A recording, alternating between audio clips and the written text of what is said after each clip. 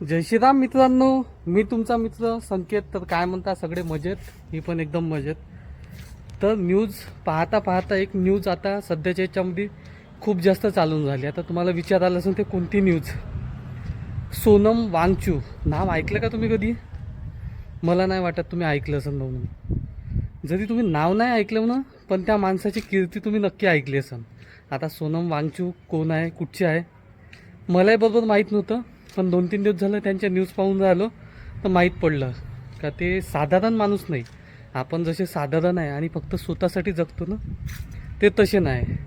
ते स्वतःसाठी जगतच नाही. जर त्यांना स्वतःसाठी जर जगायचं जर असतं ना, तर ते इतक्या हाय लेवलचे माणूस आहे की ते स्वतःची नोकरी किंवा स्वतःचा व्यवसाय किंवा डायरेक्ट फॉरेनमध्ये सेटल होऊन गेले असते आणि आज करोडपती अब्जपती असते. इतक्या हाय लेवलचे माणसं आहे. आता कोण आहे सोनम वांगचू? तर त्यांच्याबद्दल जास्त सांगायची काही गरज नाही, पण मी शॉर्टकटमध्ये सांगतो. सोनम वांगचू जरी नाही ऐकलं असेल तुम्ही, 3 इडियट पिक्चर पाहिला का तुम्ही? आमिर खानचा नाही? नक्की पाहिला असेल. असा एकही माणूस नसेल का 3 इडियट पिक्चर नाही पाहिला असेल. त्या पिक्चरमध्ये आमिर खाननं कोणाची भूमिका केली माहीत आहे? फुन्सू वांगडू म्हणून. फुन्सू वांगडू माहीत आहे? ते काल्पनिक कॅरेक्टर नाही, ते रिअल कॅरेक्टर आहे. आणि त्या पिक्चरमध्ये फुन्सू वांगडू जे काही जगत आहे, जे काही आहे, गरीब परिस्थितीमधून त्यानं आपलं फ्युचर कसं बनवलं आणि लोकांच्या हितासाठी काय केलं, हे सगळं त्या पिक्चरमध्ये दाखवलं आहे. तो दुसरं कोणी नसून आणि काल्पनिक नसून ते रिअल कॅरेक्टर आहे. रिअल कॅरेक्टर म्हणजे कोण? आपले सोनम वांगचू. आता तुम्हाला सांगायची गरज नाही पडन काय नेमकं कोण आहे. तर तो सोनम वांगचू एक सामाजिक कार्यकर्ता म्हणू शकतो आपण. समजदार आहे, सुशिक्षित आहे आणि हायली क्वालिफाईड माणूस आहे. असा काही लोकल माणूस नाही का, असं काही राजनीती नाही, लीडर नाही. जी आजकालचे लीडर, जसे आजकालचे लीडर या पक्षातून त्या पक्षात, त्या पक्षातून त्या पक्षात, त्याचं सांगणं राहते की आम्ही जनतेच्या हितासाठी जात आहोत. पण ते जनतेच्या हितासाठी नाही, ते फक्त स्वतःच्या हितासाठी, आपलं फ्युचर कसं सिक्युअर राहील आणि आपण कसं सत्तेत राहू या गोष्टीसाठी जाते. तर सोनम वांगचूचा जर विचार जर केला तर तो माणूस आहे लद्दाखचा. आणि त्यानं विचार जर केला तर तो लद्दाखमधल्या एका गावामध्ये राहते. असंही नाही का एकदम हायली क्वालिफाईड खूप चांगला पर्सन आहे म्हणजे तो सिटीमध्ये राहते, तसं नाही. तो आपल्या एका खेड्यामध्ये, एका गावामध्ये राहते. आणि होऊ शकते त्यापेक्षा जास्त जे भारत सरकारनं करायला पाहिजे, तर त्यापेक्षा जास्त तो आला माणूस करून राहिला. काहीही त्या गोष्टीच्या मागं त्याचं वैयक्तिक नाही आहे, वैयक्तिक त्याचा कोणताही प्रॉफिट नाही. जर त्यानं विचार जर केला असता, तो माणूस जर एखादी जर फॉरेन कंट्रीमध्ये गेला असता ना, त्याचं नावही झालं असतं, पैसा तर काही पाहायचं कामच नाही आणि खूप मोठा माणूस झाला असता. पण त्यानं विचार केला की आपण ज्या परिस्थितीमधून मोठं झालो, त्या परिस्थितीमध्ये बाकी लोक मोठे होऊन झाले, ते नाही झाले पाहिजे बा. त्यांना काहीतरी नवीन भेटलं पाहिजे, म्हणून तो माणूस त्यांच्यासाठी काही ना काही नवीन करत गेला. त्यांनी खूप काही केलं. तुम्ही यूट्यूबवर टाका तर त्यांचं खूप राहील, सांगायची गरज नाही, तुम्ही खूप पाहू शकता. आता हा व्हिडिओ बनवण्याचं कारण काय? सोनम वांगचू हा दिल्लीमध्ये जंतर मंतरवर आपलं उपोषण चालू आहे. आता उपोषण कशासाठी? उपोषण कशासाठी करत आहे हे जर म्हटलं तर हे त्याच्यामध्ये त्या सोनम वांगचूच्या वैयक्तिक कोणत्याच मागणी नाही. स्वतःसाठी काहीच नाही मागत आहे. ते मागत आहे आपल्या राज्यासाठी म्हणजे लद्दाखसाठी काही मागणी आहे. आणि सगळ्यात महत्त्वाची त्यांची मागणीचा विचार जर केला तर नीट परीक्षा. सांगायची गरज नाही नीट परीक्षा काय असते.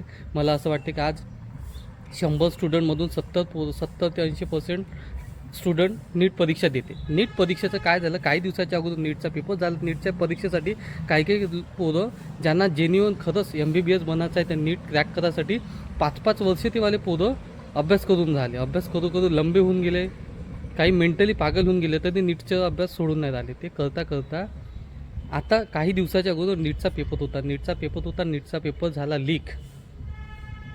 आणि त्यातल्या जे काही स्टुडंट होते त्याच्यातल्या जवळपास माझ्या ऐकण्यात आहे 30 मुलांनी सुसाईड केलं.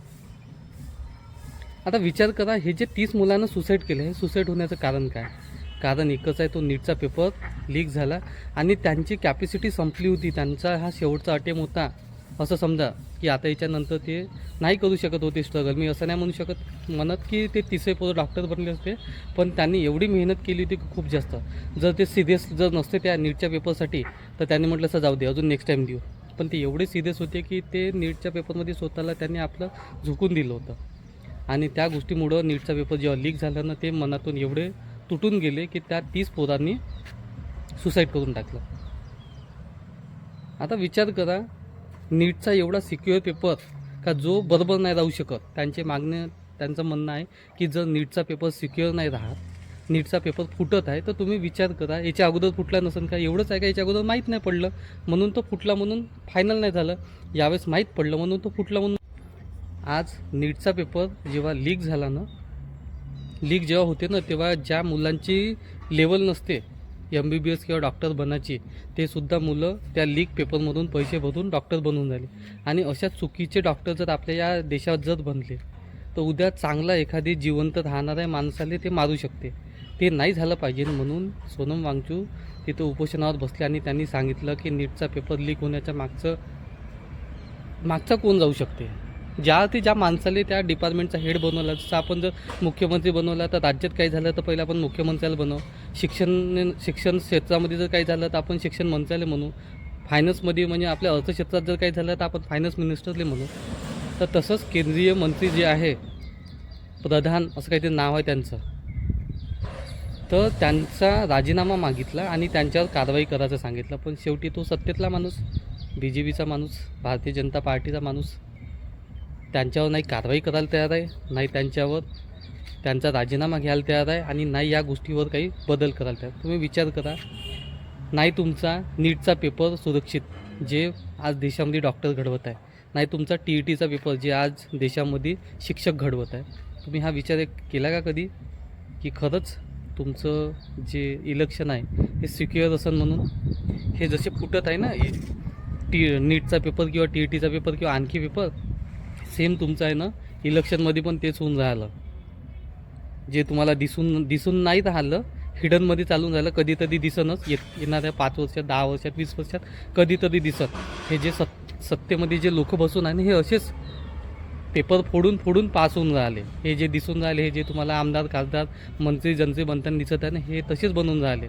आता हे दिसून नाही राहिले, दिसत नाही म्हणजे जे चोरी करतात, जे सापडले ते चोर, जे नाही सापडले ते राजे. आता हे राजेच होऊन राहिले. तर त्या फुंसू वांगडू म्हणजे ना आपले सोनम वांगचूकचं म्हणणं आहे की त्यांचा राजीनामा घ्या आणि हे सिस्टम जे आहे ना ते सुधारा. आता याच्यामध्ये आपण विचार जर केला तर त्याचा वैयक्तिक काहीच फायदा नाही आहे. लद्दाखसाठी त्यांनी थोडंफार जे करत ते केलं, त्याचे पर्वत, नद्या सुरक्षित करण्यासाठी त्यांच्या काही मागण्या आहे. आणि सोबत महत्त्वाची हेवाली नीटचे पेपरची मागणी आहे की त्यांचा राजीनामा घ्या आणि जे काही सिस्टम खराब आहे किंवा करप्ट आहे तर त्याच्यावर विचार करा. 17 दिवस झाले ते उपोषणावर बसले, पण एकही आमदार, एकही खासदार, एकही मंत्र्यानं जाऊन नाही पाहिलं. एवढंच तर सोडा, ज्या 3 इडियट पिक्चरमध्ये ज्या सोनम वांगचूक म्हणजे आपले जे 3 इडियट पिक्चरमध्ये फुंसू वांगडू ज्यांचं कॅरेक्टर आपले आमिर खान यांनी केलं, तर त्यांनीसुद्धा एकदा जाऊन तिथं व्हिजिट नाही केली की सोनम वांगचूक साहेब तुम्ही जे काही करत आहे हे खूप चांगलं करत आहे. त्यांना तरी थोडासा तरी दिलासा भेटला असता की ज्या माणसाने आपल्या नावावर एक पिक्चर बनवला, त्या पिक्चरमधून लाखो करोडो रुपये अर्निंग केली, तर तो माणूस एकदा येऊन पाहायला तयार नाही. बाकी तर सोडून ते आमदार, खासदार हे तर फक्त सत्तेचे भुकेले आहे. जर कोणाला असं वाटत असेल का कोणता तरी आमदार, कोणता तरी खासदार, कोणता तरी मंत्री आपल्या जनतेच्या हिताचा विचार करून ते जनतेचा कधीच विचार नाही करणार, ते विचार करणार फक्त सत्तेचा. तर माझं फक्त एवढंच म्हणणं आहे की आपण करू तर काही नाही शकत, पण प्रत्येकानं आपल्या इंस्टाग्राम, फेसबुक जे ID आहे त्या फेसबुक, इंस्टाग्राम IDवर सोनम वांगचूकचा एक फोटो जरी लावला ना, तर मला असं वाटते की 100% तर काही बदल होणार नाही. ते 17 दिवस तिथं उपोषणावर बसून मराले टेकले, 8 ते 10 किलो त्याचं वजन कमी झालं, तरी काही फरक नाही पडलं. तर आपल्या एका माणसामुळं का होणार आहे? पण आपण त्यांचा एक फोटो जर समजायचं, जोपर्यंत त्यांचं उपोषण चालू आहे ना, त्याच्या मागण्या पूर्ण नाही होत, तोपर्यंत तेवढ्या दिवसासाठी जर त्यांचा एक फोटो जर आपल्या Instagram ID, Facebook ID, WhatsApp IDवर जर लावला ना, तर काहीतरी बदल होऊ शकते असं मला वाटते. डायरेक्टली तर आपण तिथं दिल्लीला जाऊ नाही शकत जंतर मंतरवर, पण इनडायरेक्टली जे काही करू शकतो आपण ते करण्याचा प्रयत्न करा. आणि काही चुकलं तर माफ करा. धन्यवाद.